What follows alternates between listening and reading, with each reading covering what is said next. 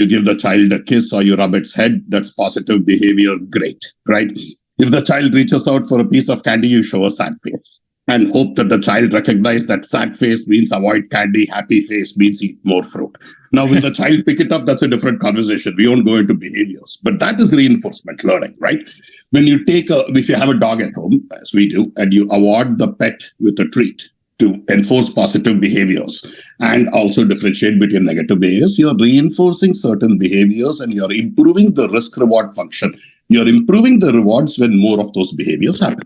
So when you have an AI system where the preferred behaviors get repeated more and the reward function encourages it to happen more, you're reinforcing certain behaviors as based on new data and new learning. So that's actually the foundation of reinforcement learning. It uses a bunch of...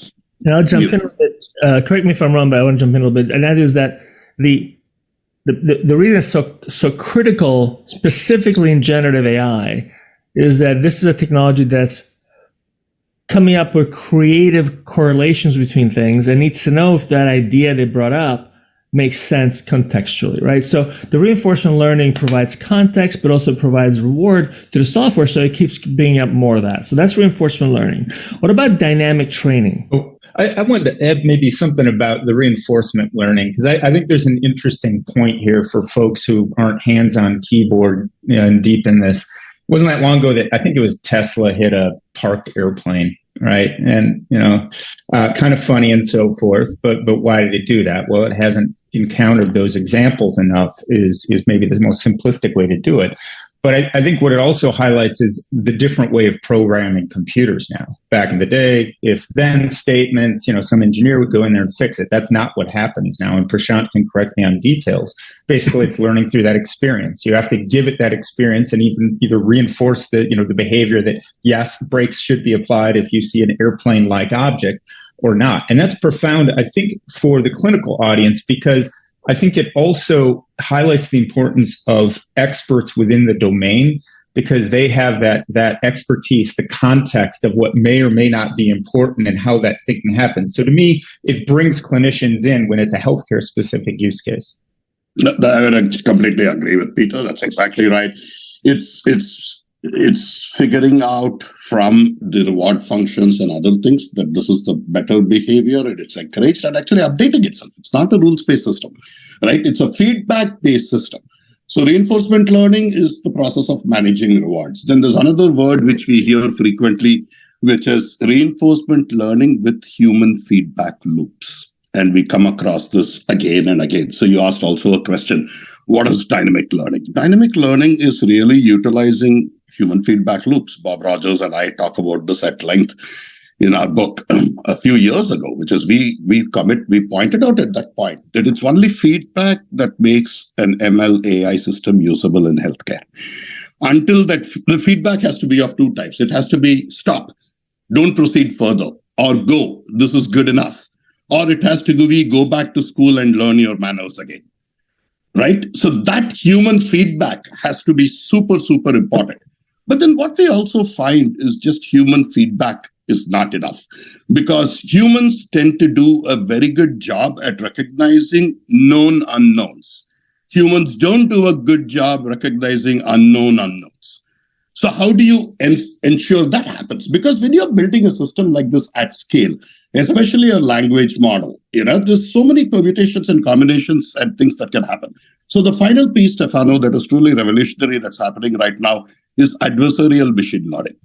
And so we talked about reinforcement learning, we talked about dynamic learning. Peter touched upon the fact that the human feedback is more important than anything else. But the last part is use autonomous agents to try and break the system. Adversarial machine learning, as the name suggests, is using AI to create an adversary. And the adversary's job, the challenger's job, is to break the champion. The champion's job is to fight back. And this is happening at billions of combination levels, right? So we are fighting, and at one point, the competitor becomes strong enough, the challenger becomes strong enough, it beats the competitor, at which point that becomes the new champion, right? So I think these concepts are all tied to each other, and they are truly pushing the boundaries of what we can do with this kind of AI in practice. Awesome. So the reason I wanted to bring up the learning piece is because contextually, we start with these big models that were trained on the internet data. We need to make them make sense to us, so we train them on our own data. We get that information back to us in a way that limits hallucination. So far, so good. But we need to keep that data set updated. One of the frustrating things for me on ChatGPT is it always says, I'm only good up to 2021, whatever it is, and I want current data, right? I want my data. So you have to teach it. Now, what happens with the FDA in healthcare is that it's going to approve a model based on what it is, but that model needs to change to remain relevant. And so, and I was going to bring this back to Unity. How do we stay on top of these models so they can continue to learn, be domain adaptive, and other terminology that we use in the space, and actually keep them safe? And then if you're an investor, how do you look at that and go, I don't know if you're going to continue, if you're going to go out today, how do you, and you invested, I don't know how many millions of dollars to train that model, how do you keep the money going to keep it active? I mean, how do you look at that kind of question about keeping that model accurate and up to date, Unity, as you're investing in companies? Well, I think we should step back and just talk about two quick things. First of all is the moment we're in. First of all, a lot of work has been done over many, many years. So I would argue, for example, what DeepMind did for medicine and science several years ago is still the most significant thing to happen as it relates to medicine, and really AI still. You want to mention what that is? They solved the protein problem and mapped 200 million proteins that they open sourced and are now being leveraged by clinicians, scientists, researchers, pharma companies, etc., to solve. Just for drug discovery, right? We've had drug discovery. 20 new drugs go to the FDA that were discovered completely on computers. Yeah, absolutely amazing. And the second point is the exponential pace that we are moving. The speed of innovation is happening in days and weeks now, not many, many years. So the point you're bringing up, I think, is profound and significant, which is how do we keep pace with these types of innovation cycles to keep people safe? One way to do that is to start introducing more of the clinicians and practitioners and all of the folks here watching into the process of using these systems, being a part of the reinforcement learning, for example. So the more folks we have involved, the smarter it's going to get, the safer it's going to get. So that would be just one reason why I hope more of the medical community, the healthcare community writ large, is building on top of these systems. So your excellent points. All really, really good. But to get back to the question of models that are constantly being updated and need to be kept on top of, and trying to figure out how to. Prashant, it looks like you have something to say on that. I do, because at H2O, these are the problems. I'm not doing a pitch over here, but this is what I work on a daily basis at my company, right? So we are building the products that do this. We are not doing advisory here of other people's work. So we are in the heart, nuts and bolts of this. We are working with all the top healthcare organizations in the world, right? So I think it goes back to fundamentally, in addition to what Unity said, which is super important. The human feedback is the most important feedback. And we also tend to forget that an AI system in health and medicine is never truly AI. It's never artificial. It's assistive. It's augmentative. It is amplified intelligence. It's not merely artificial intelligence. Artificial intelligence without human direction and human approval in health and medicine is not going to cut it. So having said that, and again, don't want to get into too much of a soapbox moment, to talk about what you're talking about, using LLM ops. Just as we had the concept of ML ops and machine learning ops, where you use AI to track data drift, concept drift, things where data changes, concept changes. We are also working on the field of LLM ops quite a bit now, and we have LLM ops offerings where instead of tabular data, we are actually tracking how embeddings change. We track and update tokens. We are looking at the changing semantics and changing templates that we may still come through. And it's a bit of early days, but look for LLM ops to really pick up a lot of steam in the days ahead. By the way, I just want to clarify a couple of things. So data drift. If you I think I can't remember which big university trained a large model on their data several years back. 3 years later, the data was no longer accurate. Same medical center, same data set, same people, and that was called data drift. That's sort of what we're talking about. This was somewhat new to me recently until I learned about this. That the ability of a model to remain accurate on a similar, if not identical, data set actually changes over time.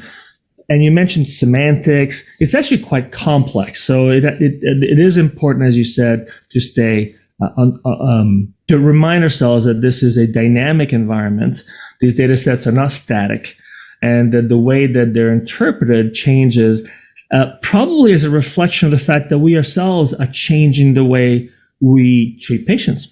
So I also really like what you just said about how it's not really artificial intelligence. I want to reiterate the words you use if I can remember. It's augmented intelligence. It's amplifying intelligence. It's assistive intelligence. And that's important for us doctors to hear. Peter. Yeah, I have thoughts on that as well. And this is something that I pull myself back to if I feel like I'm getting lost and, anthropomorphizing too much. Think of these approaches like a telescope or a microscope. The unaided human eye cannot see bacteria. The unaided human eye cannot see Pluto unless you're looking through a telescope or looking through a microscope. An algorithm, these models, whatever, all the lingo, the word salad to people who are outside of the world.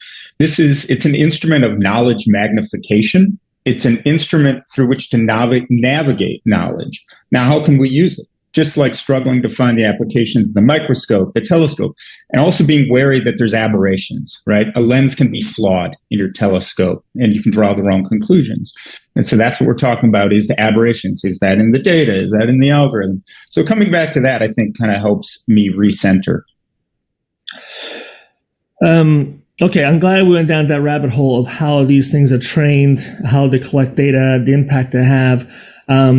I want to spend a few minutes on value. Unity, we spent some time with Ben last time talking about what his investment strategy is. He actually hasn't, so I remember correctly, invested in a full AI company. You've invested in a lot. So different perspectives on where the value generation is. I just wanted to shift a little bit towards value generation. And then Prashant and Peter, I want to move a little bit towards the strengths and weaknesses of these LLMs, things like energy use, etc. So we get a bigger step back even further, understanding how these tools sit in the ecosystem of healthcare. So when you're looking, picking up on a little bit here, when you're looking at this crazy pace of innovation and all the applications you see that are proposed to you, how do you evaluate the value proposition brought to you by an idea as it comes to the table? Well, first of all, we never just look at the technology for the sake of technology. You want to look more holistically to how the team is actually going to be leveraging these technologies. And I would say over the past year, it's changed quite significantly. So a decade to 12 years ago, when we first started investing in AI as it relates to healthcare, we were looking at companies that were leveraging AI for things like drug discovery. In fact, in recent months, our company Cyclica, which we invested in about 12 years ago, was just acquired by Recursion Pharmaceuticals. They're focusing on using data to speed up the drug discovery process and cycles. Now, though, when we look to see how a company is using AI for themselves, whether, for example, internally to help them code, to help them speed up, be more efficient, and just be a better company. So it's almost a non-starter if a company is not leveraging these tools in terms of operating their own business. Now we're also looking just how they're integrating these new tools into your own strategy. So, for example, I believe, we're at a moment that's similar to the mid 90s where I would go to conferences and feel very much like everyone was talking about interactive CD-ROMs when I was over working on this thing called the Internet and the World Wide Web. And we're very much at that point now where you're either going down the path of where the future is going, or you're stuck in the past. So we look very much to see how the CEOs, how the teams are thinking and how they're using these new tools, both internally, but also designed into their solutions. I think that's brilliant. Thank you. There's a tendency to think of AI as something you do or you sell, or it's a feature of a product, as opposed to thinking about it as a way of being, a way of doing business, a way of structuring your company. I think the idea that it's part of the DNA of a company that should be leveraged to maximize its ability to deliver on value downstream is really great thought process. At the same time, Stefano, yes, I will say one thing, right? I do agree with Unity 100% of the fact that, what are the challenges we face on the other side, right? Everybody is an AI company now. The person who is not doing AI is also an AI company. So the one complaint I'm hearing a lot from physicians and health system executives is almost everybody is claiming that they have AI today. So before we get to value, I think one of the first things we need to do is kind of put some guardrails on what AI really means before we let the snake oil come in. I'm sorry, strong words. But we are at a point where AI snake oil is probably more prevalent in front of users and buyers than real AI. So I think before we get to how we determine value, I think there's a desperate need for us in health and medicine to really figure out and put some guardrails in place about what is AI and what are you selling us before we actually try this out or implement it. All right, tell you what, take a shot at it. Put some guardrails on it. How would you define it? Peter, it sounds like you want to take a crack at that too. Well, I was going to put a little different angle on it. I would just kind of underline how a company doesn't have to make consumer-facing products or products that maybe a healthcare provider interacts with. Screws up. It looks stupid. But if you do it internally, you get a culture around it. You start to understand how these tools work. Things that go wrong don't necessarily have to be a massive safety issue or a big embarrassment.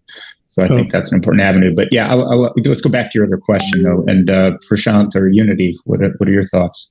So guardrails, back to guardrails. Well, what would you? Another way to think about it for our audience is how do they evaluate a company that says that they're, AI and maybe they're not.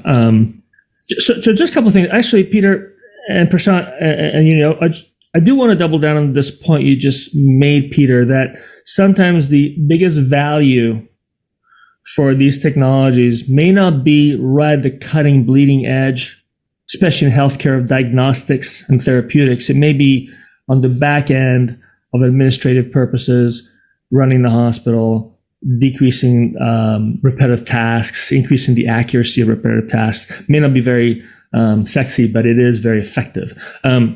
So having said that, let's go back to Prashant and your idea of guardrails. So what kind of guardrails are you thinking about? Explain it to us a little bit.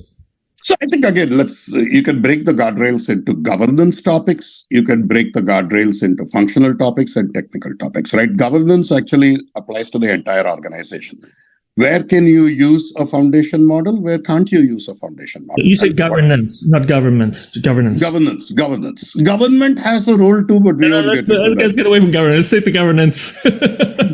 Governance, right? AI governance, just like data governance, but also AI governance is more than data governance. It's data governance, governance and monitoring of models, like we talked about previously, but also user governance, which is enabling this ecosystem where people can rapidly do experiments without too much guardrails.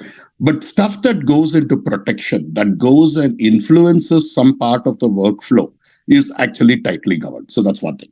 Technical guardrails, I would say that in healthcare and life sciences, we must demand more in terms of interpretability, explainability, transparency, and security. And these are four important things, which unfortunately, I think most of the large players today are not looking at these. It's almost an afterthought, right? So I would say whoever you're working with, demand more in terms of, no, it's not good enough. You can't get away by saying hallucinations are the nature of the beast. What are you doing to fix them? Right? So I think users must demand more. If we don't demand more, people will sell us the state of the art, right? So I think that's one thing. Third is, I would say, just from an organizational perspective, look for somebody who's been there and done that before, right? Everybody is an AI company today. I just made my bread this morning in an AI toaster. Does it have AI? Of course not, but that's what it says on the cover.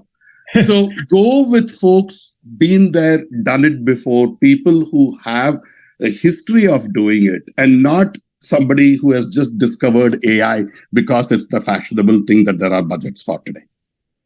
Yeah, I'd underline that as well. I mean, I just, and this is more the VC that we have here who can probably speak to this. I just want a simple statement. If a company comes to me, we do X for Y by doing Z.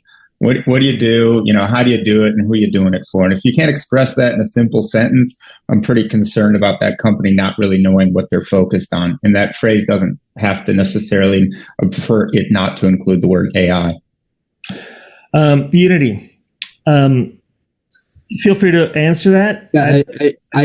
We never go looking or even really asking about AI. We're looking at what they're building. What are the outcomes? What's the problem we're trying to solve? What's the health moonshot we're trying to solve? And how are we doing that?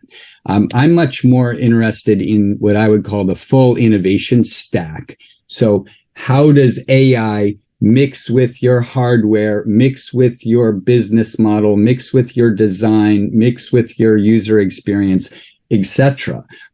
So within the context of healthcare, it might be looking at the workflows. How are we being more efficient, for example? In the case of a product, it might be how are we analyzing the data, and how are we doing that more effectively with the new AI tools that are out here? So it's not within a silo. It's more within the context of the problem we're trying to solve, or the product that we're delivering to the market.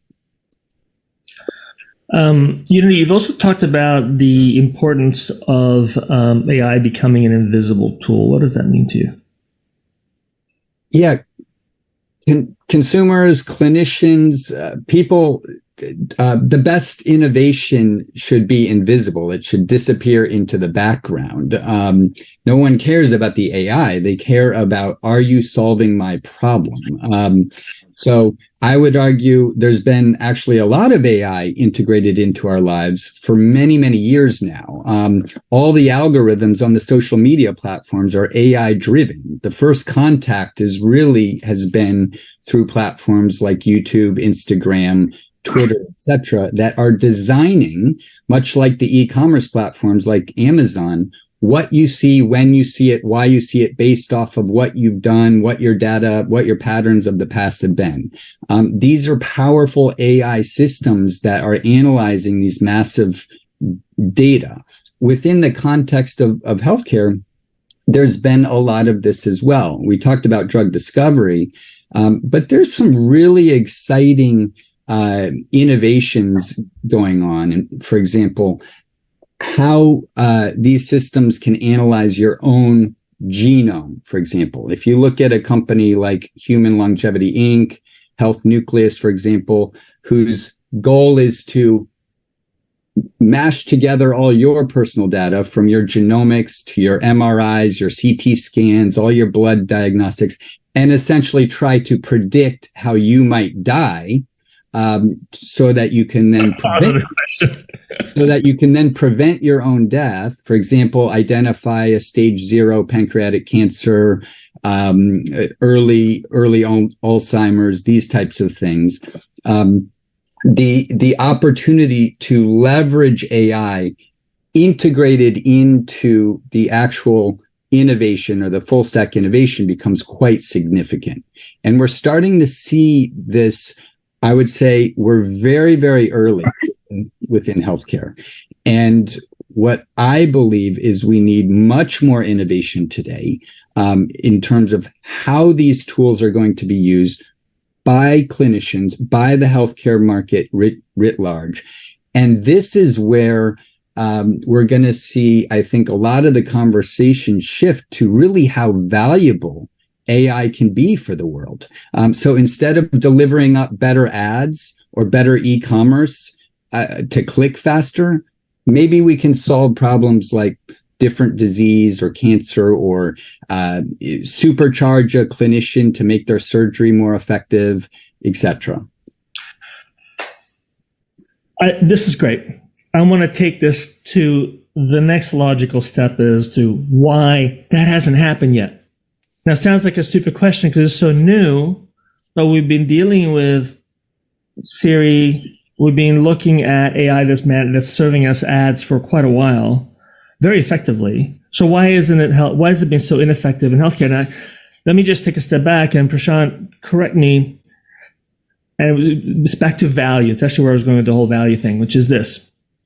If we were taking on a multi-gazillion-dollar problem, which is selling ads to the internet, it's easy enough to argue that we should get 500 engineers, super expensive, top-notch people, put $10 million behind them because the ROI is so significant. You can develop these massive algorithms. Oh, and by the way, the data is there. There's enough data there to actually make these things effective. If there's an aside that Google just released a new text-to-image based model, and it's very cool how they showed how it works. They showed what the outcome was when they gave it, I think, everything from 80,000 parameters to start with to 20 million, and you showed how much better the image generation got every time they added more data to it. My point is that in healthcare, we don't have that kind of data yet. We don't have enough data possibly about specific pancreatic cancers in white males in New Jersey, which is different from pancreatic cancers in females in some other part, that we can probably generate those kinds of insights yet. Is that Maybe, because I think anytime we bring up cancer as an example, we kind of are taking the moonshot disease, right? I mean, even with something like breast cancer, which is such a well-studied cancer relative to pancreatic cancer, we still don't know about triple negative breast cancer, right? My mom, she survived. She had a spinal cancer that has been only recognized in 300 people in the globe in the last 75 years. So I think it's very tough to take this in terms of cancer and oncology, actually. So I think we should think about more population use case, more primary use cases, right? Bringing the right patient in for a screening for prostate cancer. That is much easier. Or pancreatic cancer, right? So in the scheme of things, but I'll go back to your question, which is a very important question. Why haven't we gotten as far as we have in healthcare? And again, I'm not, you know me, Stefano, I'm going to speak my mind, right? I think there's three fundamental reasons why we are not able to do it. And I don't believe it is a paucity of data at all. It may be a paucity of data interoperability, where the data is not shared evenly, but it's certainly not a paucity of data. So I would beg to disagree on that, right? But I think there are three more reasons more than data which prevent us from really making the progress our patients and our physicians and clinicians deserve. First, healthcare, relatively speaking, is a low-margin business. Unlike ads or banks, the average health system operates at a low single-digit margin in a good environment. In a bad environment, it's not even single-digit. It's a 1%, 2% margins. These things cost money. They cost money to develop. They cost money to also bring about the last mile. So I think a huge challenge with health systems, academic medical centers, simply put, is the fact that we don't earn enough and there's not enough support from the federal government and state governments for us to actually put this to life. Just as we did with meaningful use and stuff like that. If you really want AI, I think it has to be a public-private partnership. It can't just be each hospital which is managing on 1 to 3% margins to figure out where they are going to pull money from patient care so that they can participate in the AI revolution. I think that's the first big problem. The second big problem we have is because of a lack of typical solutions, a lot of hype, not enough responsible AI, not enough interpretability, not enough explainability. Then it really begs the question, so how do you actually, in banking, when we use AI, the regulations are so strict, we have to be able to explain why we denied a credit card application, right? Are we going to then basically say, no, we didn't treat you for sepsis because our 53% accurate model said you don't have sepsis? No, we can't. Because of that decision in healthcare is much more severe. So the lack of interpretability and explainability leads to safety and alignment challenges. In healthcare, if you give me a wrong ad on Amazon, I'm going to leave a negative review or I'm going to close you. If I'm going to kill a patient, there's no going back. So I think that's the second thing. The third thing, going back to one of the comments that I think Peter or Unity made, is we still approach AI in healthcare and life sciences as a widget. We don't look at it. I always say, like, AI should be invisible. Not only should AI be invisible, AI should be impactful by being invisible because that drives the last mile. The last mile change in healthcare is 10 times more difficult than the first 99 miles. I would add there's three practical reasons. One is obviously safety, risk, liability. We're talking about healthcare, not delivering ads, as you alluded to. The second is we're just early in the cycle. Healthcare's lagged to leverage technology writ large, let alone AI. And I think that's okay because of we're figuring a lot of things out in other industries that in the future will be leveraged by healthcare. But I think there's a third very important, just practical reason. When I go to Cerebral Valley here in the Bay Area and go to hackathons or events, or there's a lot of technologists, there's never clinicians. There's never healthcare practitioners. So I think there's an opportunity and essentially a requirement, a need for more clinicians, more medical practitioners, more healthcare leaders to be infused into the innovation process at this early stage so that we can design for healthcare, leveraging these powerful tools. So that's the whole idea of Digital Space Conference San Francisco, is bring this together. We should do a hackathon next time. Peter. Yeah, I agree with all these comments. These are spot on. One that I run into, and I've run into personally, and then I continue to run into now that I've switched over back to academics and providing care, it's data ownership. And I feel like that's a nut that still needs to be cracked. One of my companies was data interoperability in the ICU. And so interoperability, critical. At the same time, then, our company struggled because we couldn't get our hands on enough data to do what we wanted to do with it. So what did I do? I threw the rudder to the side as hard as I could and pivoted back to clinical work because I wanted to be on the other side that held the data. Problem is, you still run into the same issue. So data, hospitals don't own it. They're the stewards of the data. Patient, do they really own it? No, it's theirs, but I don't know if ownership's quite the right word.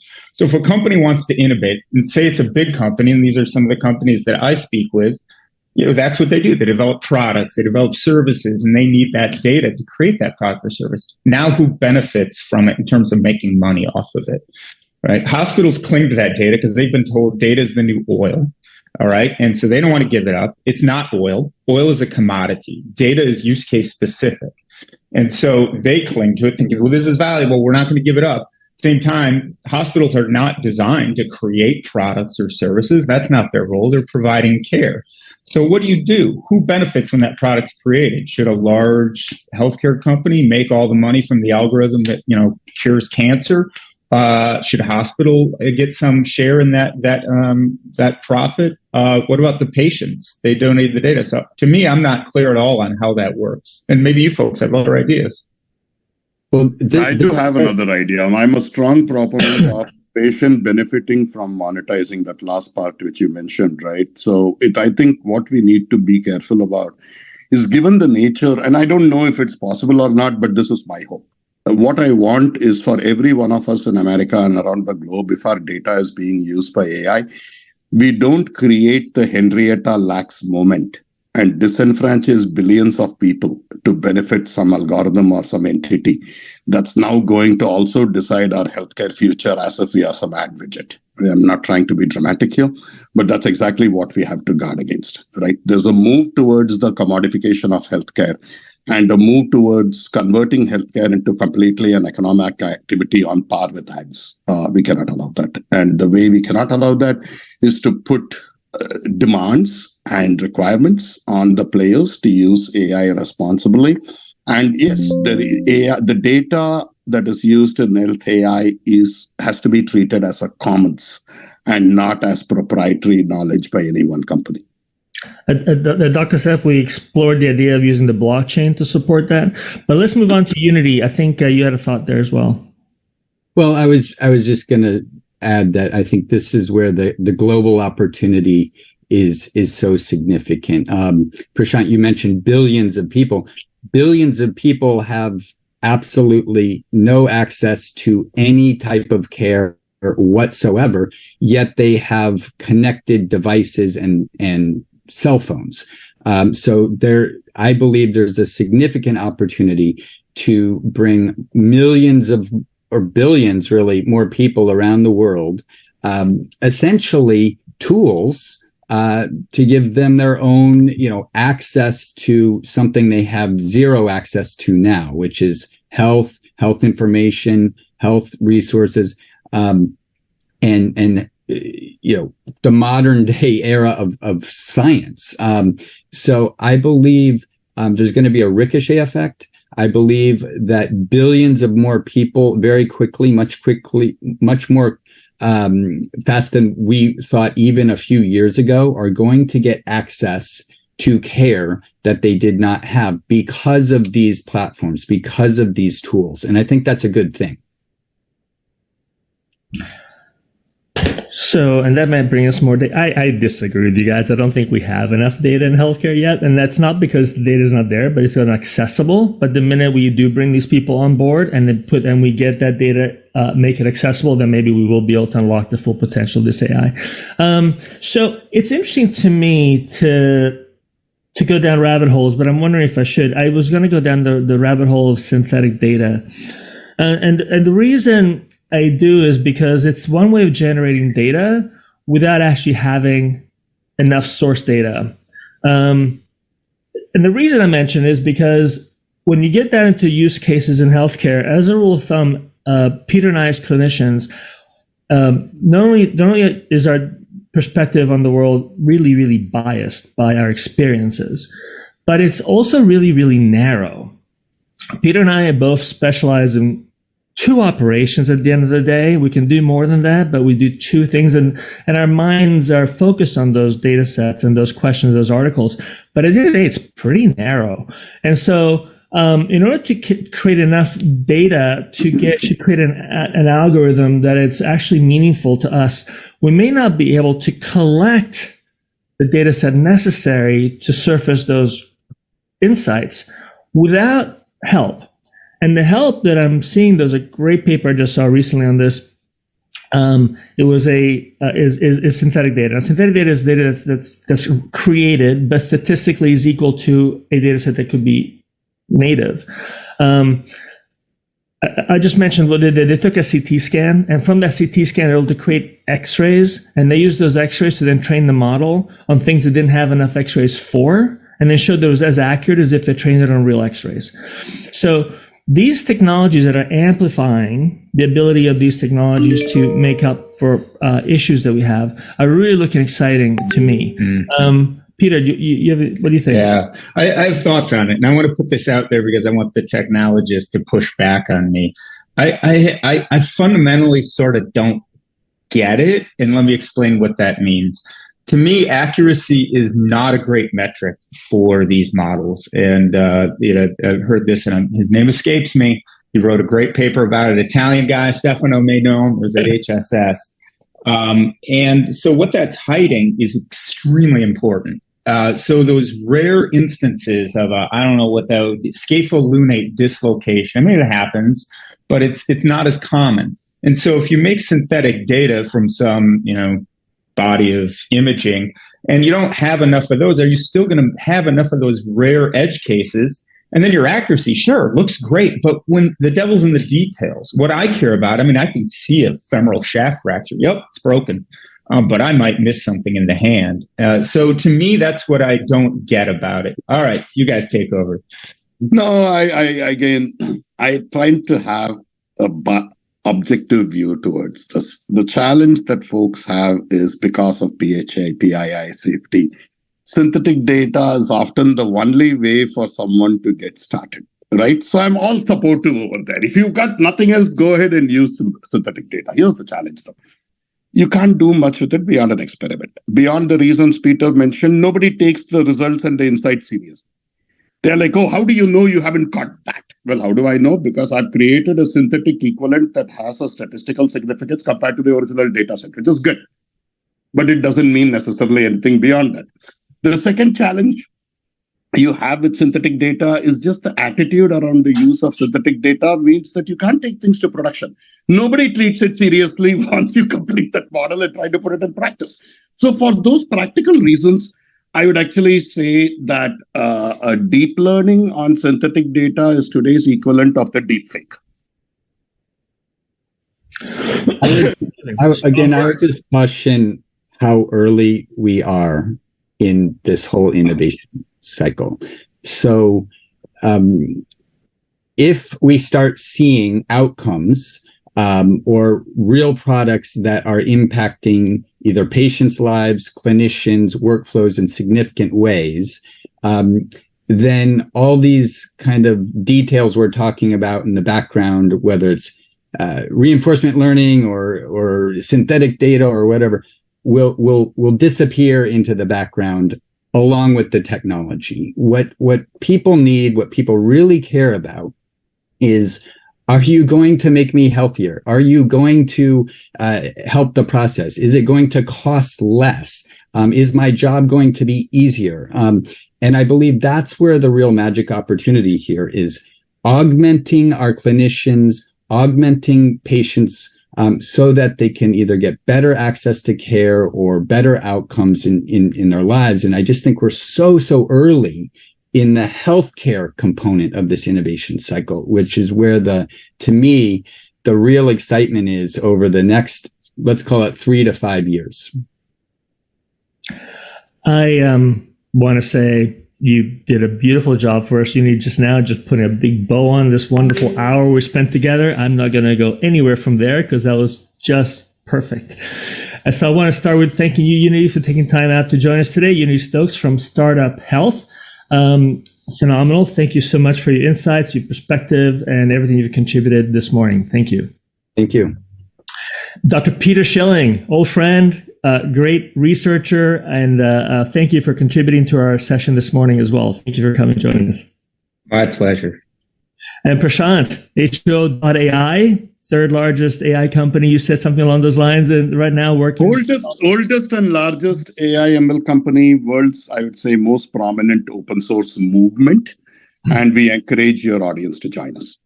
An open source movement, we thank you for that because this is what's making these technologies accessible to many of us. So thank you all for a wonderful session. We're going to call it a day. We'll make this accessible to everybody in a few days on our website at docsf.health. We invite everybody who's interested in this sort of topic to think about joining us at our annual conference. Next year will be in October 2024 in San Francisco, and to follow us on our podcast. We have the conference topics from this past year that were absolutely exceptional, and this webinar will also become a podcast in the next couple of weeks. Gentlemen, thank you so much. Thank you. Thank you. Bye. Have a great day.